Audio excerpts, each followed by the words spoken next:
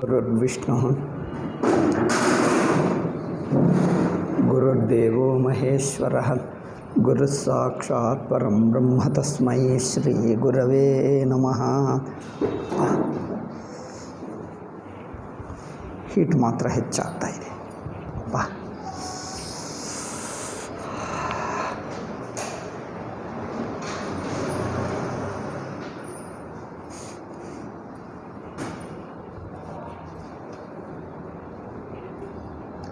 ವಿವೇಕಾನಂದನನ್ನು ಒಬ್ಬರು ಕೇಳಿದ್ದಾರೆ ಅಮೆರಿಕದಲ್ಲಿ. ಅವರ ಪ್ರಶ್ನೆಗಳೆಲ್ಲ ಮೂರ್ಖ ಪ್ರಶ್ನೆಗಳೇ ಇರುತ್ತವೆ. ನಾನು ಹೀಗೆ ಹೇಳಿದರೆ ನಾನು ಬೈತಾ ಇದ್ದೀನಿ ಅಂದ್ಕೊಳ್ತಾರೆ. ಸ್ವಾಮೀಜಿ ಸ್ವಭಾವ ಬೈಯುತ್ತಾರೆ, ಎಲ್ಲರನ್ನು ಬೈಯುತ್ತಾರೆ. ಅಲ್ಲಿ ನೋಡಿ, ಅವರ ಪ್ರಶ್ನೆ ನೋಡಿ ನಿಮಗೆ ಅರ್ಥವಾಗ್ತದೆ.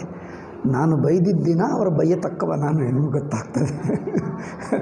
ನಾನು ನನ್ನ ಸ್ವಭಾವದಿಂದ ಬೈದಿದ್ದೀನ ಅಥವಾ ಅವರ ಸ್ವಭಾವವೇ ಅವರ ಬುದ್ಧಿ ಬೈಯತಕ್ಕದ್ದಾಯಿತು. ನೀವು ಇಂಡಿಯಾದಲ್ಲೇ ಹೆಚ್ಚು ಋಷಿಗಳಿದ್ದಾರೆ. ಎಲ್ಲ ವೇದಾಂತ, ಎಲ್ಲ ತತ್ವ, ಧ್ಯಾನ, ಏನೋ ಸಿದ್ಧ ಪುರುಷರು ಹೆಚ್ಚು ಭಾರತ ದೇಶದಲ್ಲೇ ಕಂಡು ಬರ್ತಾರೆ. ಏಕೆ ಇಷ್ಟು ಜನರು? ವೇದವ್ಯಾಸ ಇದ್ದಾರೆ, ಶಂಕರಾಚಾರ್ಯರು ಇದ್ದಾರೆ, ಗೋರಖನಾಥ್ ಇದ್ದಾರೆ, ಏನೇನೋ ಎಲ್ಲ ಭಾರತ ದೇಶದಲ್ಲೇ ಹೆಚ್ಚು. ಜ್ಞಾನೇಶ್ವರಿದ್ದಾರೆ, ಎಲ್ಲ ಮಹಾಸಿದ್ಧ ಪುರುಷರು, ಏನೇನೋ ಯೋಗಿಗಳು. ಏಕೆ? ಕಾರಣವೇನು? ಏಕೆಂದರೆ ಭಾರತ ದೇಶದಲ್ಲಿ ಟ್ರಾಪಿಕಲ್ ಕ್ಲೈಮೇಟ್ ಅಲ್ಲವೇ, ಹೀಟ್ ಹೆಚ್ಚಿರುವುದರಿಂದ ಬಂತಾ ಎಂದು ಕೇಳ್ತಾರೆ. ನೋಡು, ಹೀಟ್ ಹೆಚ್ಚಿದೆ ಅಂತೆ. ಇವಾಗ ಟ್ರಾಪಿಕಲ್ ಕ್ಲೈಮೇಟ್ ನೋಡಿ ಎಷ್ಟು ಬಿಸಿ ಇದೆ. ಬಿಸಿ ಇರುವವರೆಗೆ ಬೇಗ ಬ್ರಹ್ಮಜ್ಞಾನ ಆಗುತ್ತದೆ ಏನು? ಆ ಪ್ರಶ್ನೆ ನೋಡು. ಅದಕ್ಕೆ ವಿವೇಕಾನಂದ ಏನು ಹೇಳಿದ್ರೆ ಗೊತ್ತಾ? ಅಲ್ಲ, ನಮ್ಮ ಋಷಿಗಳೆಲ್ಲ ಹಿಮಾಲಯದಲ್ಲೇ ಕಂಡು ಹಿಡಿದರು. ಹಿಮಾಲಯದಲ್ಲೇ ಕಂಡು ಹಿಡಿದರು. ಅಲ್ಲಿ ತಂಪು ಹೆಚ್ಚಿರುತ್ತದೆ, ಚಳಿ ಹೆಚ್ಚಿರುತ್ತದೆ, ಅಲ್ಲೇ ಕಂಡು ಹಿಡಿದರು ಎಂದು ಹೇಳಿದರು. ಅಂದರೆ ಅರ್ಥವೇನು? ನಿಮ್ಮ all European cool countries are fools. ಅದರಿಂದ ಕೂಲ್ ಕಂಟ್ರಿಯಲ್ಲೇ ನಾವು ಕಂಡು ಹಿಡಿದರು, ಕೂಲ್ನಲ್ಲೇ ಹೆಚ್ಚಾಗುತ್ತಾರೆ ಜ್ಞಾನಿಗಳು, ಆದರೂ ನೀವು ಮಾತ್ರ ಆಗಲಿಲ್ಲ ಎಂದು ಅರ್ಥ ಅಲ್ಲವೇ? ಅವರಿಗೆ ಅವರ ಪ್ರಶ್ನೆ ಅವರ ಮೇಲೇ ತಿರುಗಿಸಿ. ಹೊರಗಿನ ಕ್ಲೈಮೇಟ್ಗೆ ತತ್ವಜ್ಞಾನಕ್ಕೆ ಏನು ಸಂಬಂಧ? ಆ ಪ್ರಶ್ನೆ ನೋಡು. ಆ ಪ್ರಶ್ನೆಗೆ ಏನಾದರೂ ಅರ್ಥ ಇದೆ? ಹೊರಗಿನ ಕ್ಲೈಮೇಟ್ಗೆ ತತ್ವಜ್ಞಾನಕ್ಕೆ ಏನು ಸಂಬಂಧ? ವಿಚಿತ್ರ ಜನರು. ಇದೆಲ್ಲ ಕಮ್ಯುನಿಸ್ಟ್ ಬುದ್ಧಿಗಳು. ಒಬ್ಬ ಸ್ವಾಮೀಜಿ ಹೇಳ್ತಾನೆ, ಭಾರತ ದೇಶದಲ್ಲಿ ಕ್ಲೈಮೇಟ್ ಹೇಗಿತ್ತು ಅಂದರೆ ಚಳಿಗಾಲ, ಬಿಸಿಲು ಕಾಲ, ಮಳೆಗಾಲ ಆಲ್ ಕಾಲಗಳಿತ್ತು. ಅದರಿಂದ ಮಳೆಗಾಲದಲ್ಲಿ ಮಳೆ ಬಿದ್ದರೆ ಏನು ಈ ಬೆಳೆ ಬೆಳೆಯುತ್ತದೆ, ಫಸಲು ಬೆಳೆಯುತ್ತದೆ. ಹಿಮಾಲಯ ಇರುವುದರಿಂದ ಅಲ್ಲಿಂದ ಅಡ್ಡಿ ಹೊರಗಿನಿಂದ ಬರೋಕ್ಕಾಗಲ್ಲ. ಹೊರಗಿನವರು ದಾಳಿ ಮಾಡುವ ಆ ಕಾಲದಲ್ಲಿ ಕಷ್ಟ ಆಗ್ತಿತ್ತು. ಈ ಸೈಡು ಸಮುದ್ರ, ಹಿಂದಿನ ಸಮುದ್ರ, ಆ ಸೈಡು ಪರ್ವತ, ದೊಡ್ಡ ಹಿಮಾಲಯ ಪರ್ವತ, ಹತ್ತಿ ಬರೋಕ್ಕಾಗಲ್ಲ. ಅದರಿಂದ ಇದು ಒಂದು ಸ್ಪೆಷಲ್ ರಕ್ಷಣೆ ಇತ್ತು ನಮಗೆ. ಅಷ್ಟೇ ಅಲ್ಲದೆ ಆರ್ಥಿಕ ಸಂಪದ ಇತ್ತಂತೆ.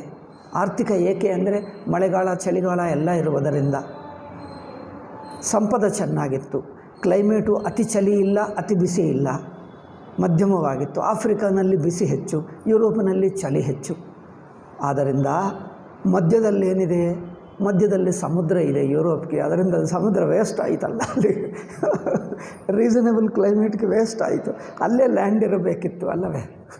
ಆ ಮಧ್ಯದಲ್ಲಿ ಸಮುದ್ರ. ಅದಕ್ಕೆ ಏನು ಕೆನಾಲ್ ಹೇಳ್ತಾರೆ, ಮರ್ತು ಹೋಗಿ, ಜಿಬ್ರಾಲ್ಟರ ಏನೋ ಹೇಳ್ತಾರೆ. ಯುರೋಪ್ಗೆ, ಆಫ್ರಿಕಾಕ್ಕೆ ಮಧ್ಯದಲ್ಲಿ ಸೂಯಜ್ ಕೆನಾಲ, ಏನೋ ಡಿಫ್ರೆಂಟ್ ಕೆನಾಲ್ಗಳಿವೆ, ಮರ್ತು ಹೋದೆ ನಾನು. ಒಂದು ಪನಾಮ ಕೆನಾಲ್, ಸೂಯಜ್ ಕೆನಾಲ್, ಏನೇನೋ ಕೆನಾಲ್ಗಳಿತ್ತು.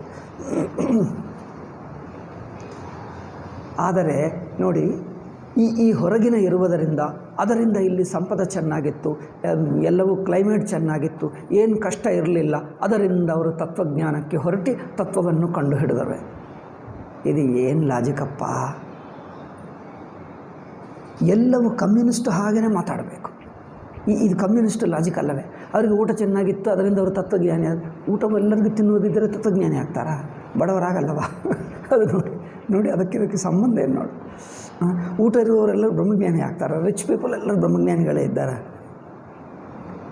ಅಂದರೆ ಇದು ಏನು ಕಮ್ಯುನಿಸ್ಟ್ಗಳ ಮೂರ್ಖತನ ಅಂದರೆ ಏನು? ಆಂತರಿಕ ವೈರಾಗ್ಯ ಬರುವುದು, ಬ್ರಹ್ಮಚರ್ಯ ಆಗಲಿ, ಕ್ಷಮಾಗುಣ ಬರಲಿ, ನಿರಹಂಕಾರ, ಅಹಂಕಾರವಿಲ್ಲದೆ ವಿನಯಶೀಲ ಬರಲಿ, ವಿನಯಶೀಲತಾ, ಕರ್ಮಯೋಗ, ಶರಣಾಗತಿ, ಭಕ್ತಿ ಇದೆಲ್ಲ ಯಾವುದರಿಂದ ಬರುತ್ತದೆ? ಹೊರಗಿನ ವಾತಾವರಣ ಮಾಡು. ಜನರು ಹೇಳ್ತಾರೆ ಈ ವಿಟಮಿನ್ ತಿನ್ನು, ಅದರಿಂದ ನಿಮಗೆ ಬ್ರಹ್ಮಜ್ಞಾನ ಬರುತ್ತದೆ. ಈ ವಿಟಮಿನ್ ತಿಂದರೆ ಕ್ಷಮ ಬರುತ್ತದೆ. ಈ ವಿಟಮಿನ್ ತಿಂದರೆ ನಿಮಗೆ ವೈರಾಗ್ಯ ಬರುತ್ತದೆ. ಈ ವಿಟಮಿನ್ ತಿಂದರೆ ನಿರಹಂಕಾರ ಆಗುತ್ತದೆ. ಹೇಳಬೇಕು, ಇದು ಸೈಂಟಿಫಿಕ್ ಆಗಿದೆ ಹೇಳ್ತಾರೆ ಅಲ್ಲವೇ? ನೀವೇನು ಹೇಳ್ತೀರಿ? ನೀವು ಏನೇನು ಹೇಳ್ತೀರಿ, ನೀವು ಅದಕ್ಕೆ ಸಾಧನೆ ಹೇಳಲ್ಲ. ಸೈನ್ಸ್ ಹೇಳ್ತಾ ಇಲ್ಲ, ಅನ್ಸೈಂಟಿಫಿಕ್ ನಿಮ್ಮ ವೇದಾಂತವೆಲ್ಲ. ವೇದಾಂತ ಶ್ರವಣ ಮಾಡಿ ಶ್ರವಣದಿಂದ ಏಕೆ ಬರುತ್ತದೆ? ಯಾವ ವಿಟಮಿನ್ ತಿನ್ನಬೇಕು ಅದು ಹೇಳು, ಆವಾಗ ಸೈಂಟಿಫಿಕ್ ಆಗ್ತದೆ ಅಲ್ಲ? ಕ್ಲೈಮೇಟ್, ಯಾವ ಕ್ಲೈಮೇಟ್ನಲ್ಲಿರಬೇಕು, ಯಾವ ಟ್ಯಾಬ್ಲೆಟ್ ತಿನ್ನಬೇಕು, ಹೇಗೆ ಕೂತ್ಕೊಳ್ಳಬೇಕು, ಹೇಗೆ ಜಿಮ್ಮಿಗೆ ಹೋಗಬೇಕು, ಆವಾಗ ಬ್ರಹ್ಮಜ್ಞಾನಿ ಆಗ. ಇದೆಲ್ಲ ಮನುಷ್ಯರಾಗಿ ಹುಟ್ಟಿದ್ದರು ಬೈ ಮಿಸ್ಟೇಕ್. ಕತ್ತೆಗಳಾಗಿ ಹುಟ್ಟಬಹುದಿತ್ತು. ಈ ಲಾಜಿಕ್ ಹೊಂದುತ್ತದೆ ಅವರಿಗೆಲ್ಲರಿಗೂ. ಕಮ್ಯುನಿಸ್ಟ್ ಬುದ್ಧಿ ಏನೆಂದರೆ ಹೊರಗಿನ ವಸ್ತುಗಳು, ಹೊರಗಿನ ಕ್ಲೈಮೇಟು, ಹೊರಗಿನಗಳು, ಮನೆ ಹೇಗೆ ಕಟ್ಕೊಂಡಿದ್ದೀರಿ, ಕುರ್ಚಿ ಮೇಲೆ ಕೂತಿದ್ದೀರ, ಭೂಮಿ ಮೇಲೆ ಕೂತಿದ್ದೀರ, ಇದರಿಂದ ತತ್ವಜ್ಞಾನ ಬರ್ತದೆ ಅಲ್ಲವೇ? ಇದರಿಂದ ಸದ್ಗುಣಗಳು, ವೈರಾಗ್ಯ ಬರುತ್ತದೆ. ಇದಕ್ಕೆ ಏನು ಸಂಬಂಧ ಅಂದರೆ ಅದು ಅರ್ಥವಿಲ್ಲ. ಈ ಕಾಲದಲ್ಲಿ ಹೀಗೆ ಮಾತಾಡ್ತಾ ಇದ್ದಾರೆ. ವಿವೇಕಾನಂದಕ್ಕೆ ಅದೇ ಪ್ರಶ್ನೆ ಮಾಡಿದ್ದಾರೆ. ಈಗ ನಾನು ಹೇಳಿದ್ದೀನಿ ನೋಡಿ, ಕ್ಲೈಮೇಟ್ ಚೆನ್ನಾಗಿತ್ತು, ಅದರಿಂದ ಇಲ್ಲಿ ಆಧ್ಯಾತ್ಮಿಕತ ಒಲವು ಹೆಚ್ಚಾಯಿತು ಭಾರತ ದೇಶದಲ್ಲಿ, ಅದರಿಂದ ನಮ್ಮ ಋಷಿಗಳು ತತ್ವಜ್ಞಾನವನ್ನು ಕಂಡುಹಿಡಿದರು. ಇದೆಲ್ಲ ಚಿನ್ಮಯಾನಂದ ಎಕ್ಸ್ಪ್ಲನೇಷನ್ ಅಲ್ಲ, ಗೊತ್ತಾ? ಒಂದು ಚಿನ್ಮಯಾನಂದ ಎಕ್ಸ್ಪ್ಲನೇಷನ್, ಒಂದು ವಿವೇಕಾನಂದ ಎಕ್ಸ್ಪ್ಲನೇಷನ್. ಏಕೆಂದರೆ ಇವರೆಲ್ಲ ಕಮ್ಯುನಿಸ್ಟ್ಗಳಿಗೆ ಮಾತಾಡ್ತಾ ಇದ್ದಾರೆ, ಅವರಿಗೆ ಅನುಗುಣವಾಗಿ ಹೇಳಿಬಿಟ್ಟರು. ಈಗ ಇದನ್ನೇ ಅವರು ಸಿದ್ಧಾಂತ ಮಾಡಿಬಿಟ್ಟರು.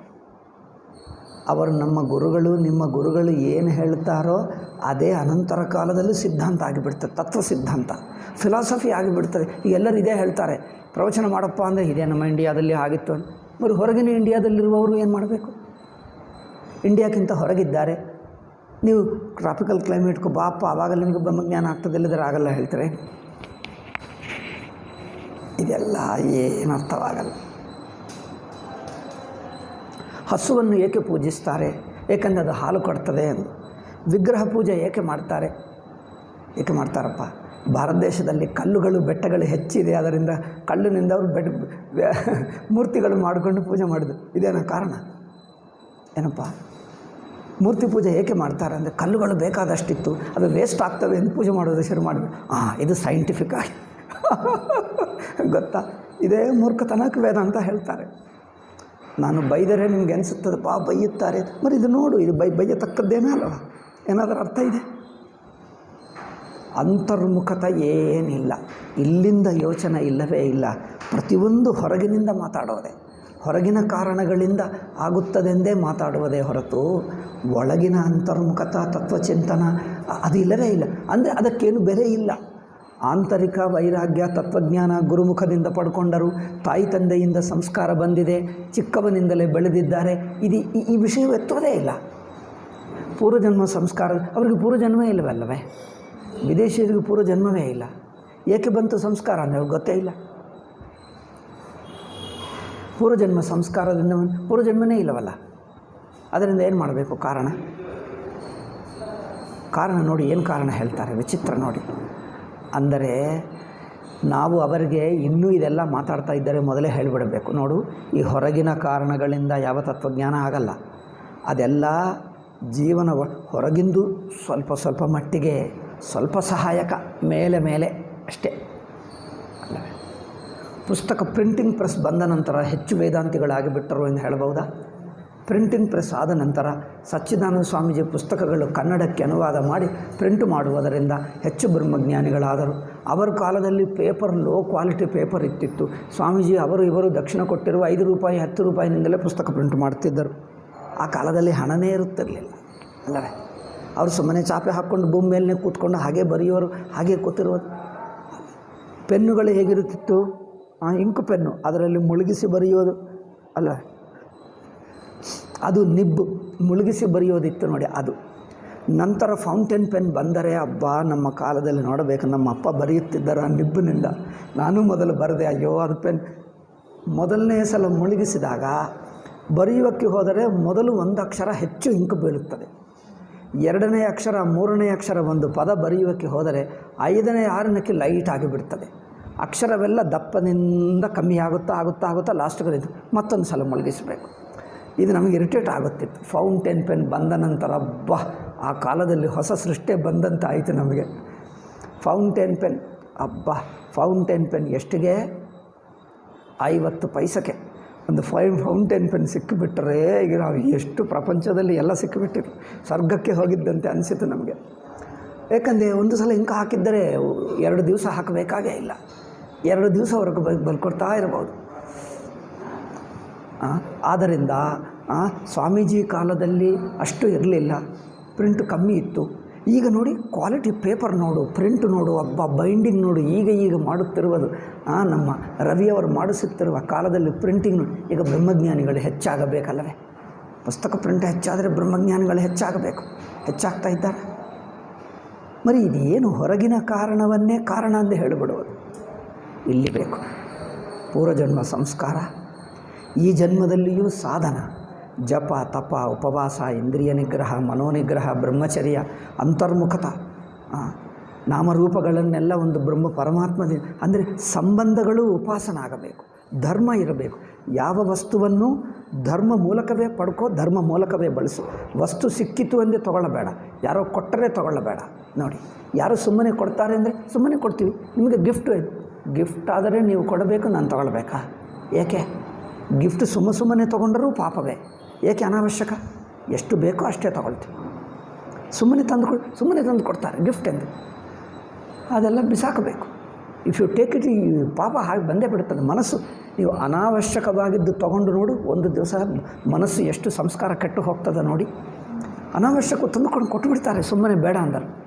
ಅದು ಏನಪ್ಪ? ನಾವೇನು ಮಾಡಬೇಕು? ಹೇಳಿದ್ದರೆ ಬೇಜಾರು ಮಾಡ್ಕೊಳ್ತಾರೆ. ನಾವು ಹೋಗಿ ಡಸ್ಟ್ಬಿನ್ಗೂ ಹಾಕಿಬಿಡ್ತೀವಿ. ಇದು why do you give us wasteful things?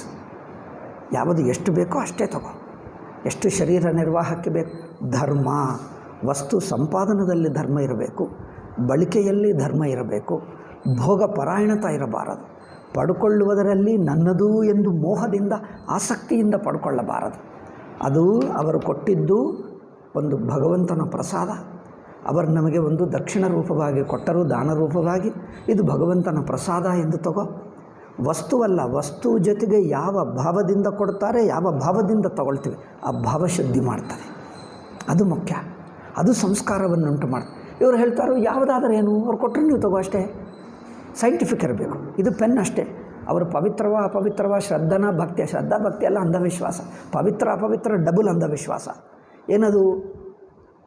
ಅವರು ಲಂಚ ಕೊಡ್ತಾರೆ, ನೀವು ಲಂಚ ತಗೋ, ಎರಡು ಸೈಂಟಿಫಿಕ್ಕೇ ಅಲ್ಲವೇ? ಶ್ರದ್ಧಾ ಭಕ್ತಿ ಅನ್ಸೈಂಟಿಫಿಕ್ಕು, ಸೂಪರ್ಸ್ಟಿಷನ್ ಆಗ್ತದೆ. ನೀವು ಧರ್ಮದಿಂದಲೇ ತೊಗೊಳ್ತೀನಿ, ಸುಮ್ಮನೆ ತಗೊಳ್ಳಲ್ಲ. ಅವ್ರು ಸುಮ್ಮನೆ ಕೊಡ್ತಾರೆ, ನೀವು ಸುಮ್ಮನೆ ತಗೊಳ್ತೀವಿ, ಎರಡು ಸೈಂಟಿಫಿಕ್ ಅಂತೆ. ಅಲ್ಲಪ್ಪ, ಅದು ಶ್ರದ್ಧಾಭಕ್ತಿ ಇದ್ದರೆ ತಗೊಳ್ಳಬೇಕು, ನ್ಯಾಯದಿಂದ ಸಂಪಾದಿಸಿದ್ದೇ ತಗೊಳ್ತೀವಿ. ನಾನು ಅಷ್ಟೇ ಸುಮ್ಮನೆ ತಗೊಳ್ಳುವುದು ಏಕೆ? ನನಗೆ ಎಷ್ಟು ಬೇಕೋ ಅಷ್ಟೇ ತಗೊಳ್ತೀನಿ. ಅನಾವಶ್ಯಕ ಬೇರೆ ಯಾರಿಗೋ ಕೊಡು, ಅಥವಾ ನೀನೇ ಇಟ್ಕೋ, ನೀನೇ ಬಳಸ್ಕೊ, ಸುಮ್ಮನೆ ಕೊಡಬೇಡ. ನಾವು ತಗೊಳ್ಳಲ್ಲ. ಆವಾಗೇನಾಗ್ತದೆ? ಅದು ಶ್ರದ್ಧಾ, ಅದು ವೈರಾಗ್ಯ ಇರುತ್ತದೆ. ಅದೇನು ಅಪರಿಗ್ರಹ ಹೇಳ್ತವೆ ನೋಡಿ. ಅಪರಿಗ್ರಹ ಅಂದರೆ ಅನಾವಶ್ಯಕವಾಗಿ ತಗೊಂಡು ಪರಿಗ್ರಹ ಬೇಕೇ, ಎಷ್ಟು ಬೇಕೇ ಅಷ್ಟು, ಒಂದು ಹೆಚ್ಚು ಇರಬಾರದು. ಹಗುರವಾಗಿರಲಿ ಮನಸ್ಸು, ಹಗುರವಾಗಿರಲಿ. ನನ್ನದು ಎಂದು ಅಭಿಮಾನ ಬೇಡ, ಆಸಕ್ತಿ ಬೇಡ. ನೋಡಿ, ಇದು ಸಂಸ್ಕಾರ, ಇದು ಸಂಸ್ಕೃತಿ. ಇದು ಹೇಳಲ್ಲ. ಏನು ಹೇಳ್ತಾರೆ? ನಮ್ಮ ಕ್ಲೈಮೇಟ್ ಚೆನ್ನಾಗಿತ್ತು, ಫಸಲು ಬೆಳೆಯುತ್ತಿತ್ತು, ಆದ್ದರಿಂದ ಕ್ಲೈಮೇಟ್ ಚೆನ್ನಾಗಿರುವುದರಿಂದ ಬೇಗ ಬ್ರಹ್ಮಜ್ಞಾನಿಗಳಾದ. ಇದು ಏನು ಕಮ್ಯುನಿಸ್ಟ್ ಬುದ್ಧಿಯಪ್ಪ?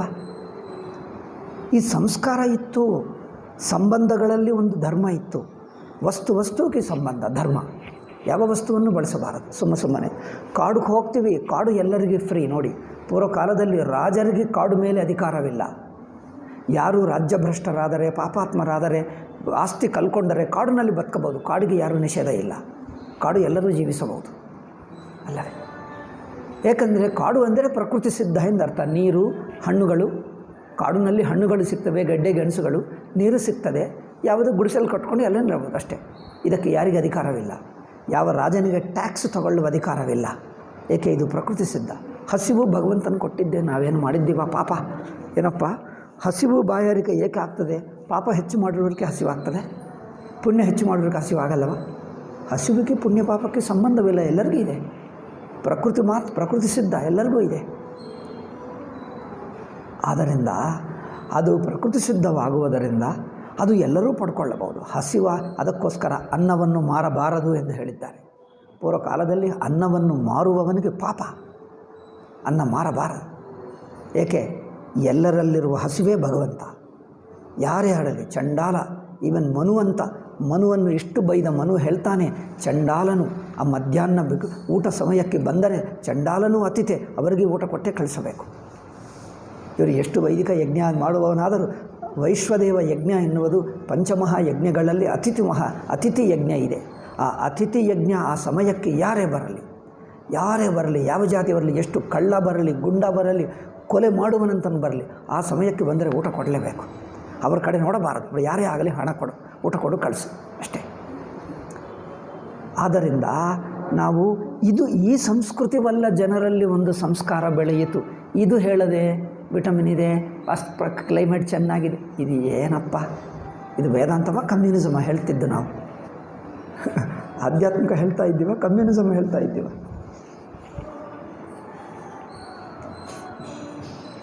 ಆದ್ದರಿಂದ ಧರ್ಮ ಪ್ರತಿ ವಸ್ತುವನ್ನು ನನ್ನದು ಎಂದಿಟ್ಕೊಳ್ಳಬೇಡ. ನಿಮಗೆ ಎಷ್ಟು ಬೇಕೋ ಅಷ್ಟೇ ತಗೋ. ಯಾವತ್ ಭ್ರಿಯೇತಂ ಜಠರಂ ತಾವತ್ ಸತ್ವಂ ಹಿ ದೇಹಿನಂ. ಎಷ್ಟು ಒಳ್ಳೆಯ ಶ್ಲೋಕ ಇದೆ ನೋಡಿ. ಹೊಟ್ಟೆ ಎಷ್ಟರಿಂದ ಹೊಟ್ಟೆ ತುಂಬುತ್ತದೋ ಅಷ್ಟು ಊಟ ತಗೊಳ್ಳುವುದಕ್ಕೆ ನಿನಗೆ ಅಧಿಕಾರ. ಯಾವತ್ ಭ್ರಿಯೇತ ಜಠರಂ ತಾವತ್ ಸತ್ವಂ ಹಿ ದೇಹಿನಂ ಅಧಿಕಂ ಯೋಭಿಮನ್ಯೇತ. ನೀತಿಶಾಸ್ತ್ರ ಶ್ಲೋಕಗಳು ತುಂಬ ಇತ್ತು, ಮರ್ತೇ ಹೋದೆ. ನೀತಿಶಾಸ್ತ್ರ ಪಾಠ ಹೇಳಿದ್ರೆ ನೆನಪಿರುತ್ತದೆ. ಅಧಿಕಂ ಯೋಭಿಮನ್ಯೇತ ಸಸ್ತೇನೋ ದಂಡಮರ್ಹತಿ. ಅಬ್ಬಾ ನೋಡಿ, ಇದಕ್ಕಿಂತ ಅಧಿಕವೂ ತಗೊಳ್ತಾರೋ ಹೆಚ್ಚು ಅವನು ಸ್ಥೇನ ಅಂದರೆ ಚೋರಹ, ಅವನು ಕಳ್ಳ ಆಗುತ್ತಾನೆ. ದಂಡಮರ್ಹತಿ ಅವರಿಗೆ ಶಿಕ್ಷಣೆ ಕೊಡಬೇಕು. ಎಷ್ಟು ಬೇಕೋ ಅದಕ್ಕಿಂತ ಹೆಚ್ಚು ನನ್ನದು ಎಂದಿಟ್ಕೊಂಡು ರಾಜನೂ ತಗೊಳ್ಳಬಾರದು. ಎಲ್ಲರಿಗೂ ಅಷ್ಟೇ, ಯಾರಿಗೆ ಎಷ್ಟು ಬೇಕೋ ಅಷ್ಟೇ ಅಧಿಕಾರ. ಪ್ರಕೃತಿ ಯಾರದಲ್ಲ, ಅದು ಭಗವಂತಂದು. ಪ್ರಕೃತಿಯನ್ನು ನಾಶ ಮಾಡೋದು, ಮರವನ್ನು ಕತ್ತರಿಸಬಾರದು ಅಕಾರಣವಾಗಿ, ಪ್ರಾಣಿಗಳನ್ನು ಹಿಂಸಿಸಬಾರದು, ಪಶು ಪಕ್ಷಾದಿಗಳನ್ನು. ಈ ಕಾಲದಲ್ಲಿ ಅವರನ್ನು ಸಾಯಿಸುವುದು ಫ್ಯಾಷನ್, ಮರಗಳು ಕತ್ತರಿಸುವುದು ಫ್ಯಾಷನ್, ಜನರನ್ನು ದೋಚಿಕೊಳ್ಳುವುದು ಫ್ಯಾಷನ್. ಇನ್ನೊಂದು ನಾಗರಿಕತೆ. ಇಸ್ಲಾಂ, ಕ್ರೈಸ್ತು ಅಂತ ಮತಗಳನ್ನು ನಾಗರಿಕತೆ ಎಂದು ಯಾರೋ ಹೇಳಿಬಿಟ್ಟರು, ಯಾರೋ ಈಡಿಯಟ್ಸ್ ಅಂದ ಅರ್ಥ ಅಲ್ಲವೇ? ಇಸ್ಲಾಮಿಕ್ ಸಿವಿಲೈಸೇಷನ್ ಅಂದರೆ ಗೊತ್ತಾ? ಮೊದಲು ಗುಂಡಾಗಳೆಲ್ಲ ಸಿವಿಲೈಸೇಷನ್ ಆಗಿಬಿಟ್ಟರೆ ಈಗ ಪ್ರಪಂಚದಲ್ಲಿ ಇನ್ನೇನು ಬಿಡ್ತಿದೆ? ಇನ್ನು ಏನು ಉಳಿದಿದೆ? ನೋಡು, ಬುದ್ಧಿ ನೋಡು. This is the education we are finding. And India ಅಂದರೆ ಏನು ಅಂತ, ಇಂಡಿಯಾದಲ್ಲಿ ಏನಿದೆ? ತಾಜ್ ಮಹಲ್ ಒಂದಿದೆ. ಇನ್ನೇನಿದೆ ಅಂದರೆ ನೆಹರು ಇದ್ದಾನೆ, ಹಿಂಗಷ್ಟೇ. ಇಂಡಿಯಾದಲ್ಲಿ ಎರಡೇ ಇವೆ, ಯಾರೂ ಇಲ್ಲ. ಮೂರನೇ ಅಂದರೆ ಇಂದಿರಾ ಗಾಂಧಿ ಇದ್ದಾಳೆ, ಅಷ್ಟೇ. ಇದು ಯಾರು ಬಿಟ್ಟು? India is a land of India ಅಂದರೆ ಯಾವ ಒಬ್ಬ ಋಷಿ ಇಲ್ಲ. Is this the identity of India?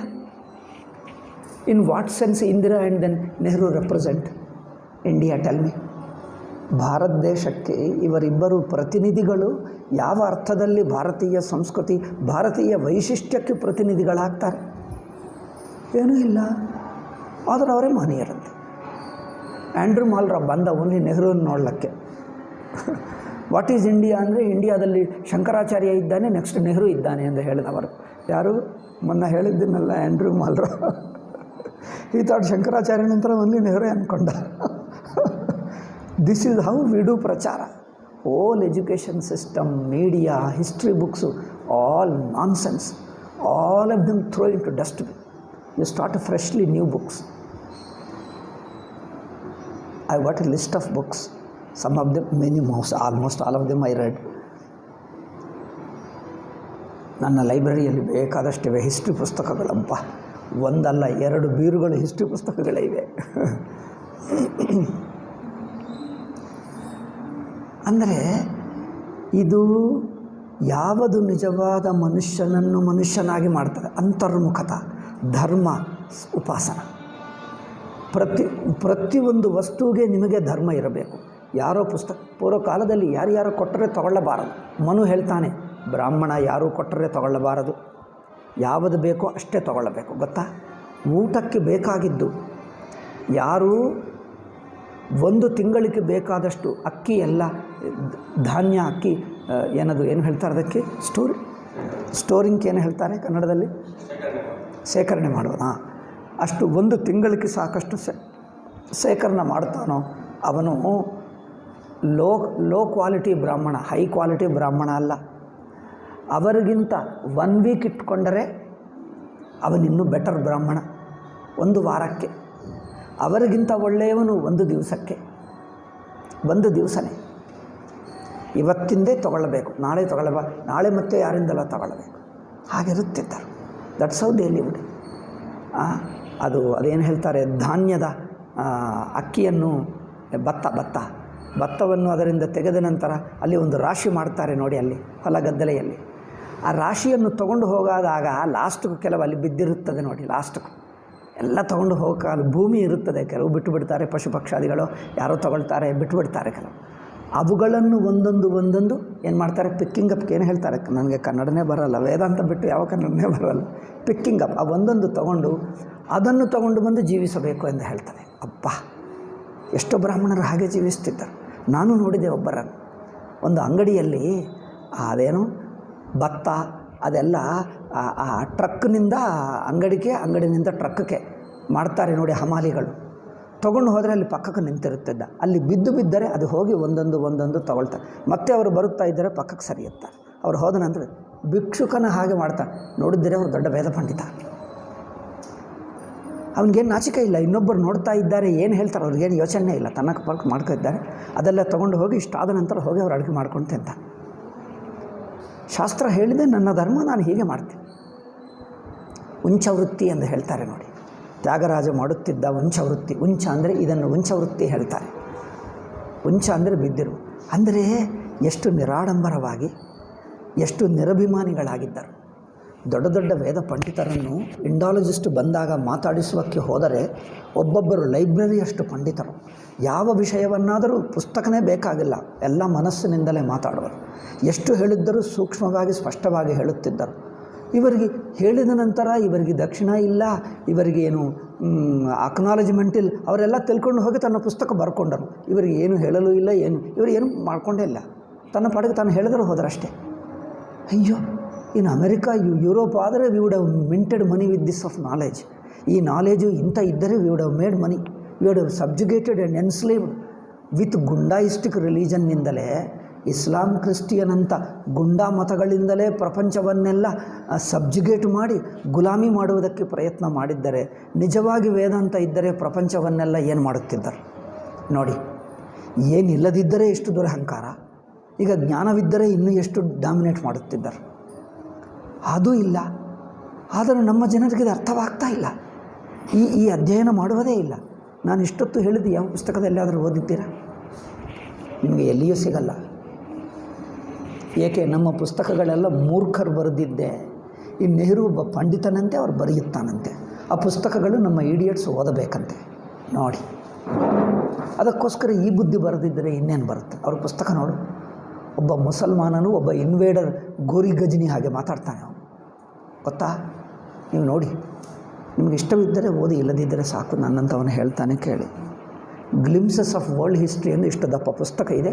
Nehru ಪ್ರಸ್ಥಾನ ಅಲ್ಲವೇ, ಪ್ರಸ್ಥಾನ ತ್ರೈಯಲ್ಲಿ ಒಂದು ಅದು ಅದು ಓದಿ ಗೊತ್ತಾಗ್ತದೆ ನೆಹರು ಎಂಥ ದುಷ್ಟ ಮನುಷ್ಯನು. ಇದೆಲ್ಲ ಭಯಂಕರ ಬುದ್ಧಿಗಳು. So is totally unHindu, anti Hindu, totally liars.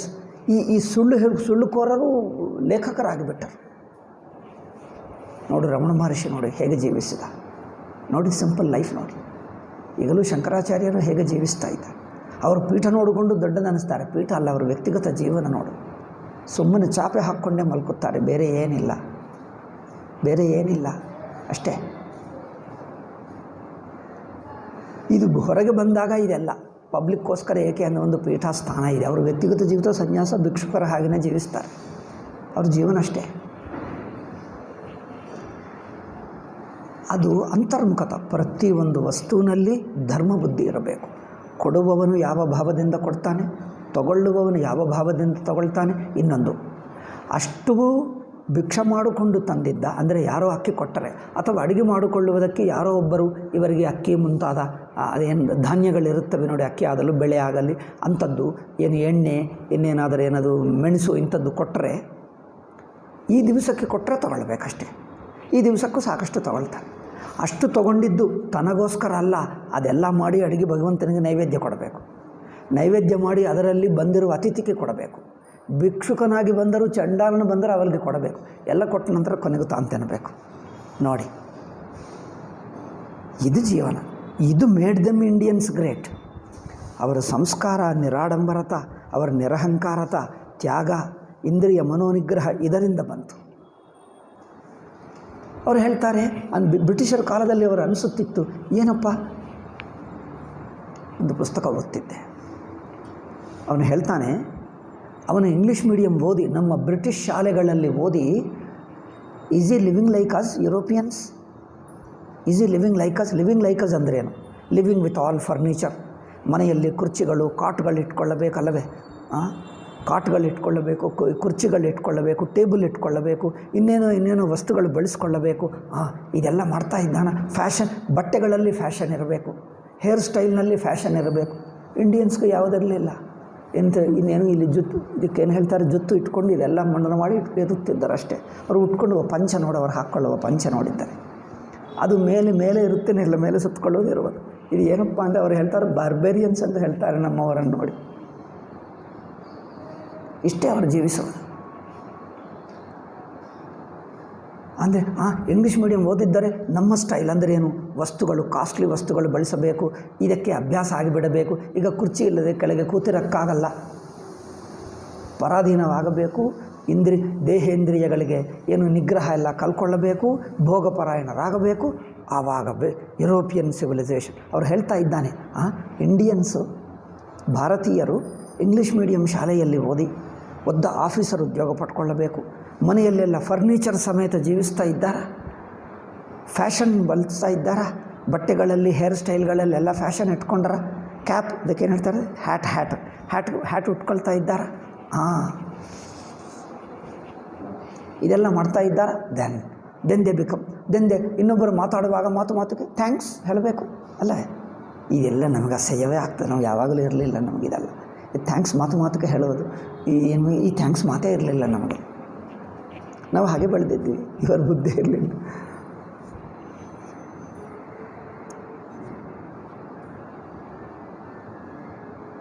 ಈ ಹಲೋ ಮಾತೇ ಇರಲಿಲ್ಲ ನಮಗೆ.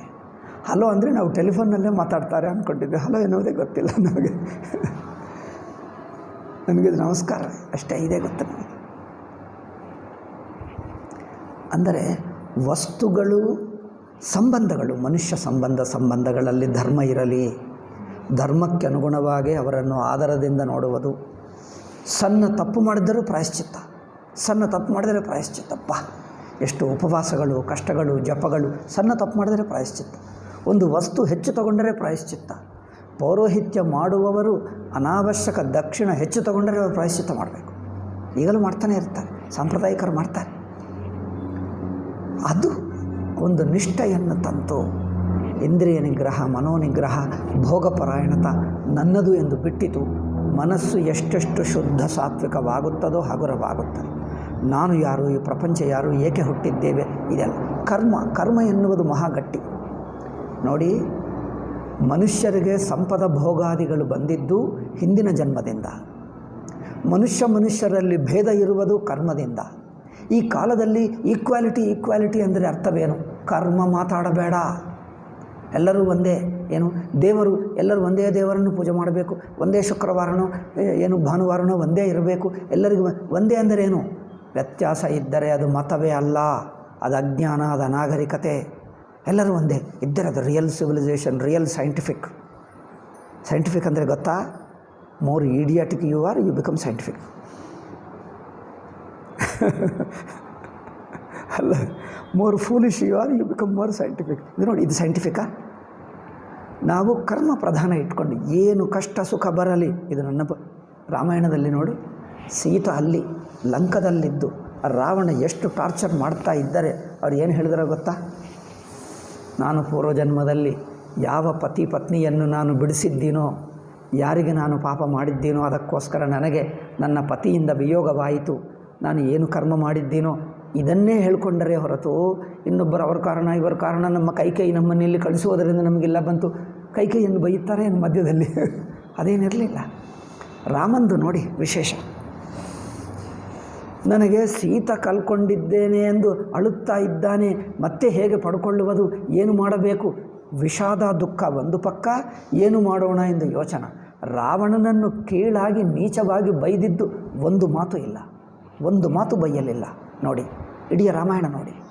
ಅರಣ್ಯ ಪರ್ವದಲ್ಲಿ, ಅರಣ್ಯಕಾಂಡದಲ್ಲಿ ಸೀತಾಪಹರಣ ಸಮಯದಿಂದ ಯುದ್ಧ ಮಾಡಿ ರಾವಣ ಸಂಹಾರ ಆಗುವವರೆಗೂ ರಾವಣನ ಮೇಲೆ ಪರ್ಸನಲ್ಲಿ ಬೈಯುವುದು ಎಲ್ಲಿ ಇಲ್ಲ.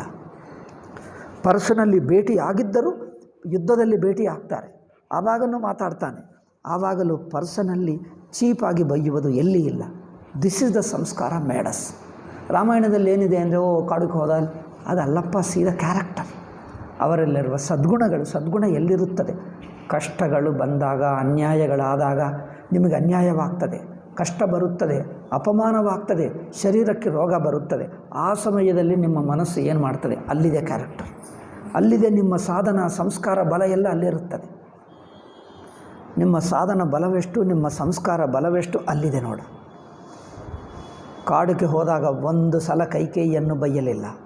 ಪೂರ್ತಿ 14 ವರ್ಷ ಏನು ಕಷ್ಟ ಬಂದರೂ ಸಹಿಸಿಕೊಂಡರು. ಲಕ್ಷ್ಮಣ ಆಗಲಿ, ಸೀತಾ ಆಗಲಿ, ರಾಮನಾಗಲಿ ದಶರಥನನ್ನು ಬೈಯಲಿಲ್ಲ, ಕೈಕೇಯಿಯನ್ನು ಬೈಯಲಿಲ್ಲ, ಯಾರನ್ನು ಬೈಯಲಿಲ್ಲ.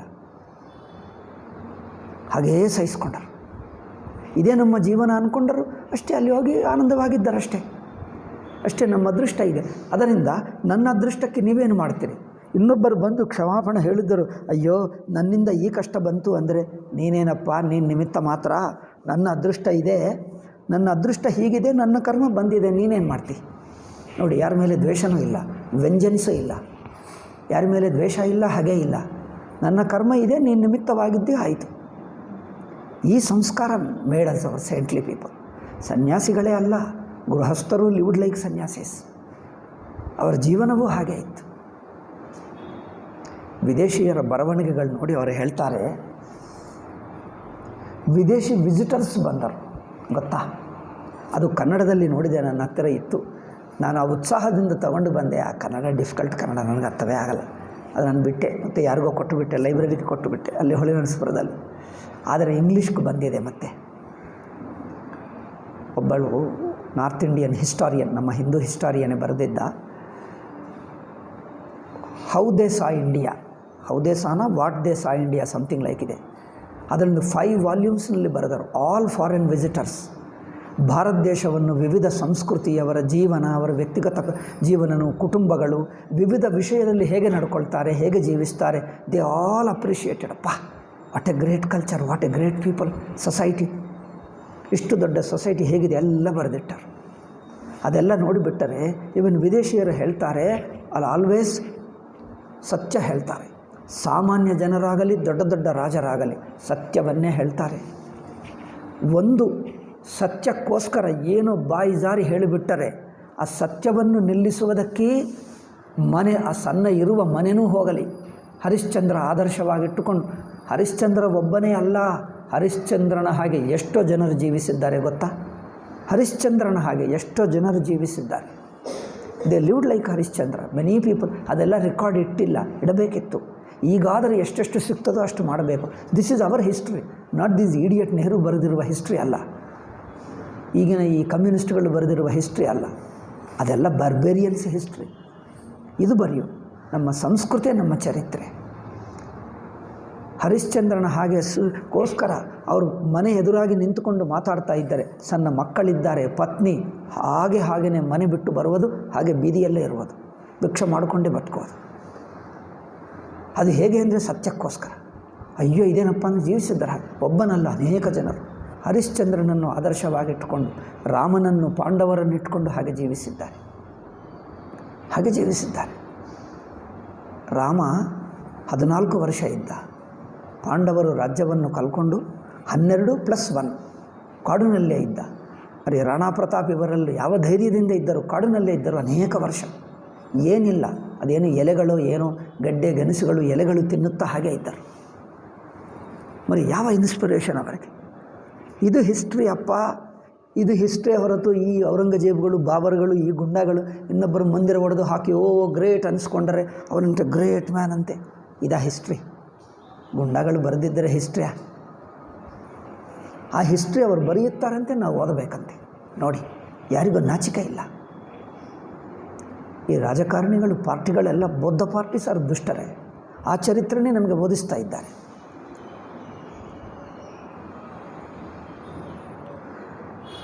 ಹೌದು, మరి ಇವರಿಗೆ ಯಾವುದು ನೋಡಿಕೊಂಡು ಪೂರ್ವಕಾಲದ ಇದ್ದರು ಪಾಂಡವರನ್ನು ಈಗಲೂ ಇದ್ದಾರೆ. ಅವ್ರು ನೋಡಿ, ರಾಣಾ ಪ್ರತಾಪ್ ಅವರೆಲ್ಲ ಹೇಗೆ ಜೀವಿಸಿದ್ದಾರೆ. ಕಾಡಿನಲ್ಲಿ ವರ್ಷಗಟ್ಟಲೆ ಜೀವಿಸಿದ್ದರು. ತನ್ನ ಕುಟುಂಬ ಜನರು ಅಲ್ಲಿ ಏನಿಲ್ಲ, ಮರ ಮೇಲೆ ಮಲ್ಕೊಳ್ಳುವುದು. ಅಲ್ಲಿ ಭಯಂಕರ ಕಾಡು ಪ್ರಾಣಿಗಳಲ್ಲಿ ಬದುಕಬೇಕು. ಅಲ್ಲಿ ಏನು ನದಿ, ಅಲ್ಲೇನು ಕೆರೆ ಇದ್ದರೆ ಅದೇ ನೋಡುವುದು, ಕಾವಲಿಯಾಳಿರುವುದು, ಹಾಗೆ ಬದುಕುವುದು. ಬಟ್ ಸಂಸ್ಕಾರಕ್ಕೆ ಕಡಿಮೆ ಇಲ್ಲ. ಶತ್ರು ಸಿಕ್ಕಿದ್ದರೆ ಕೈಗೆ, ಅವರಿಗೆ ಆಯುಧವಿಲ್ಲ ಅಂದರೆ ಅವರನ್ನು ಅತಿಥಿಯಾಗಿ ತಗೊಂಡು ಊಟ ಕೊಟ್ಟು ಕಳಿಸಿದ್ದಾರೆ. ಶತ್ರುಗಳು ಬಂದರು, ಮುಸ್ಲಿಮ್ಸ್ ಆಶ್ಚರ್ಯ ಪಟ್ಕೊಂಡರು. ಇವರು ನೋಡಲಿಕ್ಕೆ ಹೋದರೆ ಅವ್ರು ಮೊದಲು ದೂರದಿಂದ ಅವರು ಖಡ್ಗದಿಂದ ಮೊದಲು ಹಿಡ್ಕೊಂಡರು. ಇಲ್ಲ, ನಾನು ಖಡ್ಗ ಬಿಟ್ಟು ಸುಮ್ಮನೆ ಬಂದೆ ಅಂದರೆ ಅವರನ್ನು ಕರ್ಕೊಂಡು ಹೋಗಿ ಊಟ ಕೊಟ್ಟು ಕಳಿಸಿದ್ರು. ಅಂದರೆ ಇದೇನು ಲೆಕ್ಕಕ್ಕೆ ಇಲ್ಲ ಅಂತೆ. ಇದರಲ್ಲಿ ಏನು ನಾಗರಿಕತೆಯೇ ಇಲ್ಲ. ಸುಮ್ಮನೆ ಮನೆಯಲ್ಲಿದ್ದ ಇನ್ನೋಸೆಂಟ್ ಪೀಪಲನ್ನು ಖಡ್ಗದಿಂದ ಸಾಯಿಸಿಬಿಟ್ಟರೆ ಗ್ರೇಟ್ ಆಗಿಬಿಟ್ಟರಂತೆ. ಗೋರಿ ಗಜನಿ, ಈ ಔರಂಗಜೇಬಿ ಅವರು ಸುಮ್ಮನೆ ಇನ್ನೋಸೆಂಟ್ ಪೀಪಲನ್ನು ಸಾಯಿಸಿಬಿಡು, he is a great man ಅಂತೆ. ಅಪ್ಪ, ನಮ್ಮ ಟಿಪ್ಪು ಸುಲ್ತಾನೇ ಗ್ರೇಟು, ನಮ್ಮ ಇವರೇ ಗ್ರೇಟು. ಅದನ್ನು ಬರೆಯೋ ನಿಮ್ಮ ಸಿದ್ದರಾಮಯ್ಯನೇ ಗ್ರೇಟ್. ನೋಡಿ, ಇವರೇ ಗ್ರೇಟ್. ಇವರು ಯಾರು ಗ್ರೇಟ್ ಕಂಡು ಬರ್ತಾ ಇಲ್ಲ. ಇವರಿಗೆ ವ್ಯಾಲ್ಯೂಸು, ಆ ಧರ್ಮ ಏನು ಕಂಡು ಬರ್ತಾ ಇಲ್ಲ. Because this is how the ಗುಂಡಾಗಳು ಚರಿತ್ರೆ ಬರೆಯುತ್ತಾರೆ, ನಾವು ಓದ್ತೀವಿ. ನಮ್ಮ ಜನರು ಅದೇ ಓದಿ ಅಂದ್ಕೊಳ್ಳಿ. ಆಲ್ ದಿಸ್ ಚರಿತ್ರ nonsense. That's why Hindu should have their own ಚರಿತ್ರ, ದೇರ್ ಓನ್ ಪುಸ್ತಕಗಳು, their own whole thing, create alternative. ಏನು ಮಾಡ್ತಾ ಇದ್ದಾರೆ ನಮ್ಮ ಪಂಡಿತರು ಕುಳಿತುಕೊಂಡು? ಪಂಡಿತರಿಂದ ಬರೆಸು, ರಿಸರ್ಚ್ ನಡೆಯಲಿ. ಆಲ್ರೆಡಿ ಬರೆದಿದ್ದು ಎಲ್ಲಿದೆಯೋ ಅದೆಲ್ಲ ತೊಗೊಂಡು ಬಂದು ನಮ್ಮ ಕನ್ನಡ, ನಮ್ಮ ಭಾಷೆಗಳಿಗೆ ಎಲ್ಲ ಇಂಗ್ಲೀಷ್ನಲ್ಲಿ ಆಗ್ತಾಯಿವೆ ಪುಸ್ತಕಗಳು. Write them all them in our languages, then teach them. ನಮ್ಮ ಓನ್ ಗುರುಕುಲಾಸ್, ನಮ್ಮ ಓನ್ ವಿದ್ಯಾವ್ಯವಸ್ಥೆ ತಯಾರಾಗಲಿ. This creates a real culture, real values, real human values. ಮತ್ತೆ ಹೇಳ್ತಾರೆ ಆಲ್ ಈಕ್ವಲ್, ಆಲ್ ಹ್ಯುಮ್ಯಾನಿಟಿ. ಈ ಈಕ್ವಲ್ ಹೇಳುವ ಒಬ್ಬನನ್ನು ತೋರಿಸು.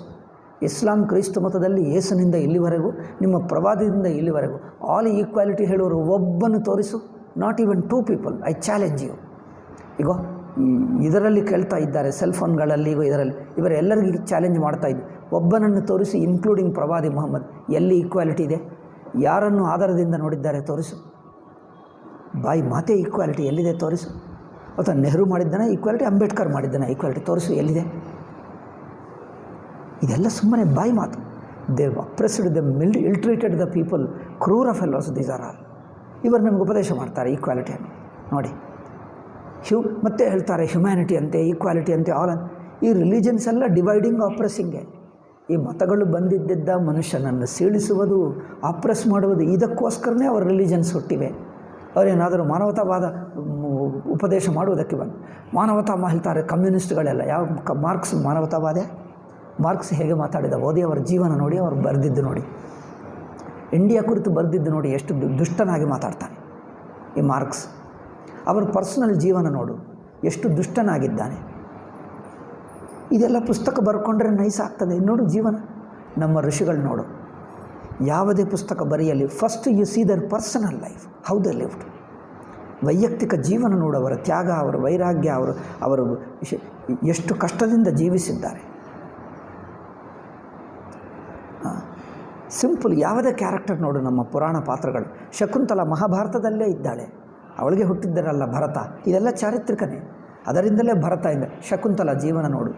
ತಾಯಿ ತಂದೆ ಎಲ್ಲೋ ಜನ್ಮ ಕೊಟ್ಟರು, ಆ ಮಗುವನ್ನು ಬಿಟ್ಟು ಹೋದರು. ವಿಶ್ವಾಮಿತ್ರ, ಮೇನಕ. ಆ ಮಗು ಗತಿಯೇನಾಗಬೇಕು? ಯಾವುದೋ ಪಕ್ಷಿಗಳು ನೋಡುತ್ತಾ ಇವೆ.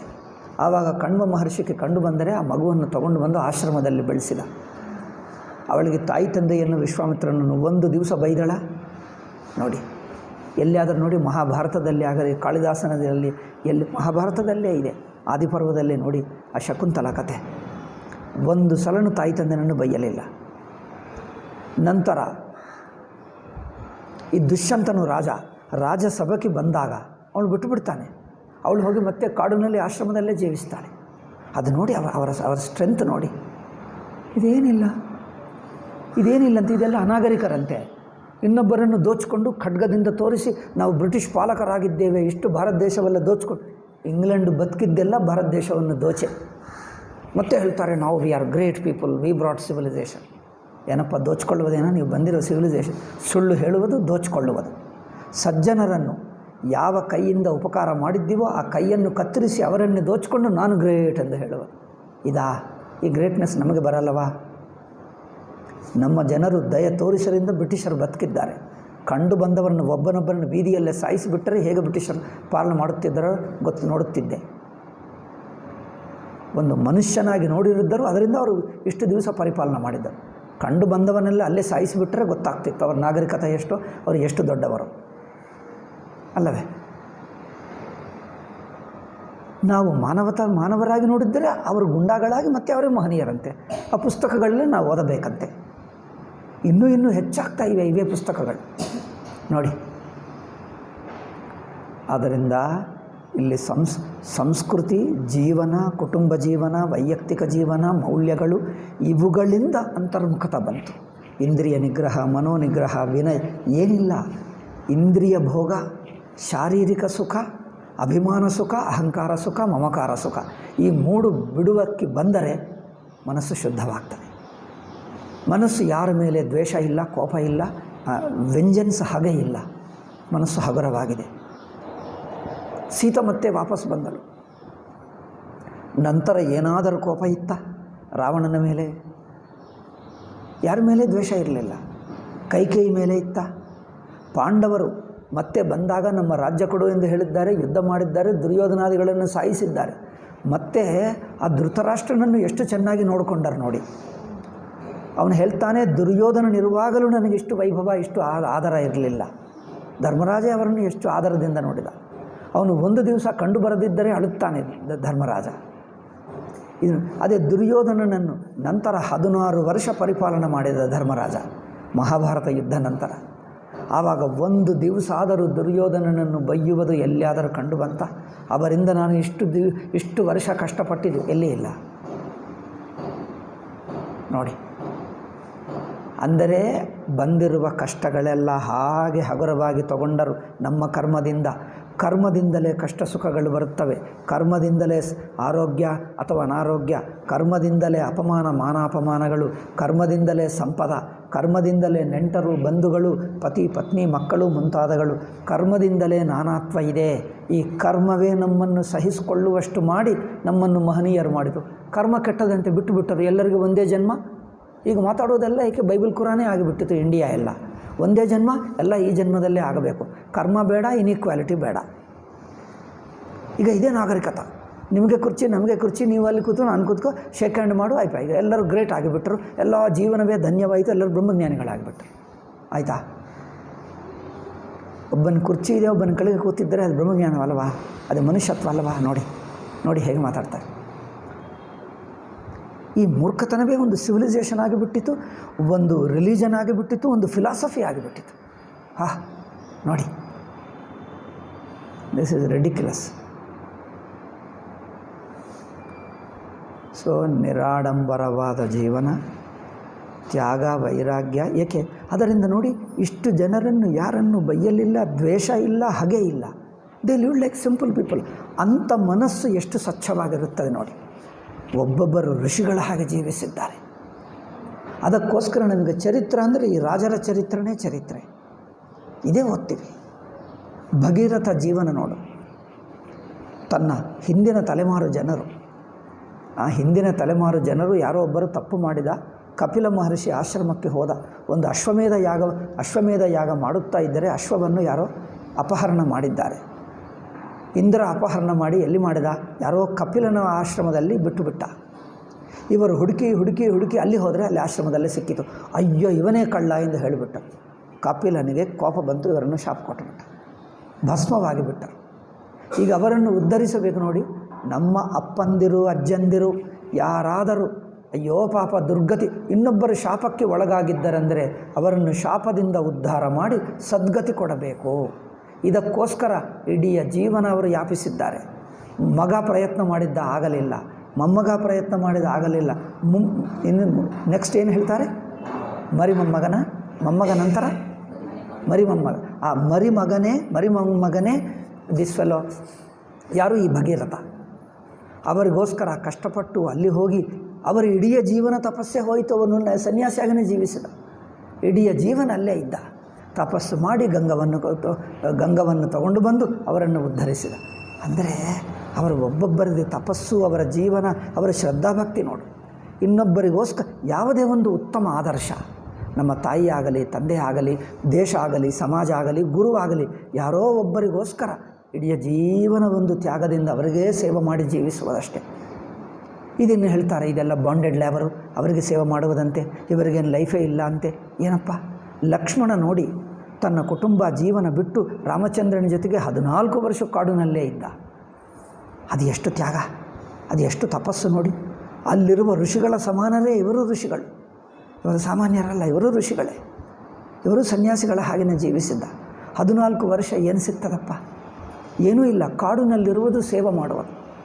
ನಂತರ ಏನು ಸಿಕ್ಕಿತು ಅವರಿಗೆ? ಒಂದು ರಾಜ್ಯನ, ಇಷ್ಟೇನಾದರೂ ಒಂದು ಕುರ್ಚಿ ಸಿಕ್ಕಿತ, ಒಂದು ಪೆನ್ಸಿಲ್ ಆದರೂ ಕೊಟ್ಟರೆ ಅವರಿಗೆ ಅವಾರ್ಡ್? ಏನು ಸಿಕ್ಕಿತಪ್ಪ ಅವನಿಗೆ? ಏನಿಲ್ಲ. ಆ ತ್ಯಾಗ ಅದೇ ಸಾಧನವೇ ಅವರಿಗೆ ಜೀವನ, ಅದೇ ಭಕ್ತಿ. ಉರ್ಮಿಳಾ ಏನು ಹೇಳಲಿಲ್ಲ ಲಕ್ಷ್ಮಣನ ಪತ್ನಿ. ನನ್ನ ಪತಿ ಒಂದು ದೊಡ್ಡ ತಪಸ್ಸು, ಒಂದು ದೊಡ್ಡ ತಪಸ್ಸು ಮಾಡ್ತಾ ಇದ್ದಾನೆ, ಆ ತಪಸ್ಸು ನಾನು ಸಹಕರಿಸಬೇಕು. ಇದು ನಾನು ಇಲ್ಲಿರುವುದು, ಇದೇ ನನ್ನ ತಪಸ್ಸು. ಅದು ಅವರ ತಪಸ್ಸು, ಇದು ನನ್ನ ತಪಸ್ಸು. ನೋಡಿ, ಇದು ಜೀವನ. ಇದಕ್ಕೋಸ್ಕರ ಜೀವನ ಇತ್ತು.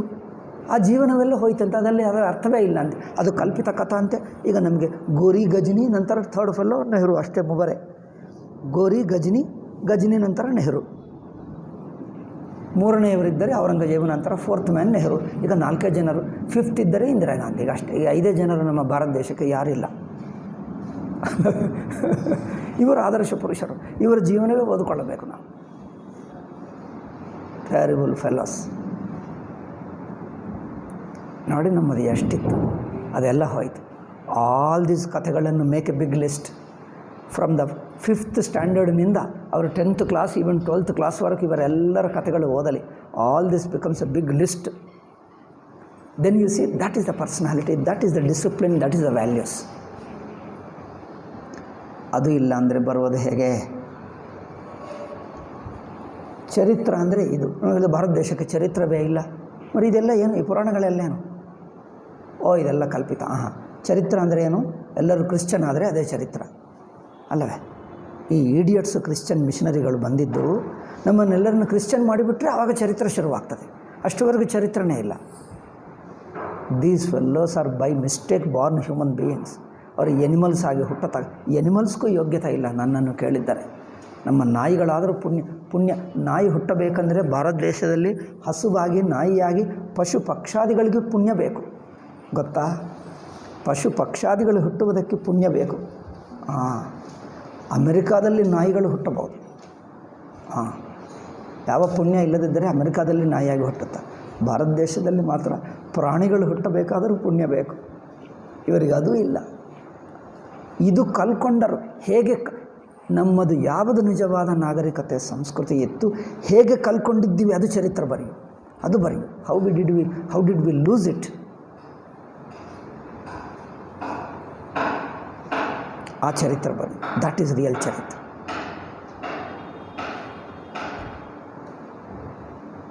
ಓಕೆ, ಸ್ವಲ್ಪ ಹೇಳ್ತೀನಿ, 15 ನಿಮಿಷ ವೇದಾಂತ ಹೇಳ್ತೀನಿ. ಇದು ಆಫ್ ಮಾಡಿ ಆನ್ ಮಾಡಲ್ಲ. ಆಫ್